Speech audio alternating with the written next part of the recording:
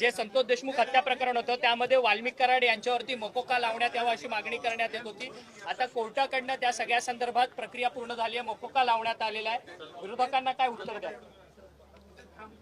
ज्या दिवशी ही घटना घडली त्या दिवसापासून राज्याचे मुख्यमंत्री, दोन्ही उपमुख्यमंत्री आम्ही सगळ्यांनीच ठरवलेलं होतं कुणालाही त्या हायगाई करायची नाही। जे दोषी असतील, जे कोणी त्याच्याशी संबंधित असतील, कुणीही असलं तरी त्यांच्यावर कारवाई करायची आणि त्या दिवसापासून ह्या गोष्टीला सुरुवात झालेली आहे। एक आहे की महिना होऊन गेला, त्यांचं कुटुंब देखील त्यांची पत्नी असेल, त्यांची मुलगी असेल, त्यांचा भाऊ असेल, ते पण थोडे चिंतेत आहे की बाबा पुढं काही होतंय का नाही, होतंय की नाही, होतंय की नाही। वास्तविक यंत्रणा पोलीस यंत्रणा पोलिसांचं काम करते, CID मार्फत करते, SIT मार्फत करते, अशा या सगळ्या गोष्टी तिथं चालू आहेत। न्यायाधीशांच्या मार्फत देखील त्याची चौकशीच्या बद्दलचे स्वतः मुख्यमंत्र्यांनी शब्द दिलेत।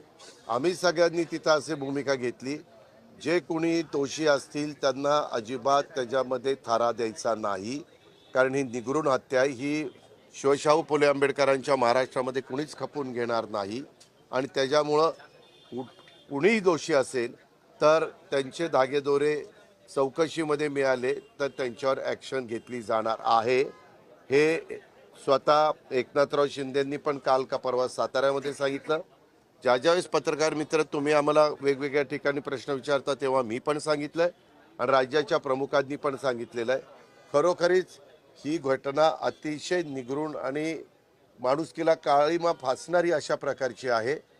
ह्यामध्ये कुणी सत्ताधारी पक्षाचा असो, विरोधी पक्षाचा असो, कुणी त्रयस्थ असो, ज्याचा राजकारणाशी संबंध असेल नसेल तो असो, त्याला कुठलाही थारा दिला जाणार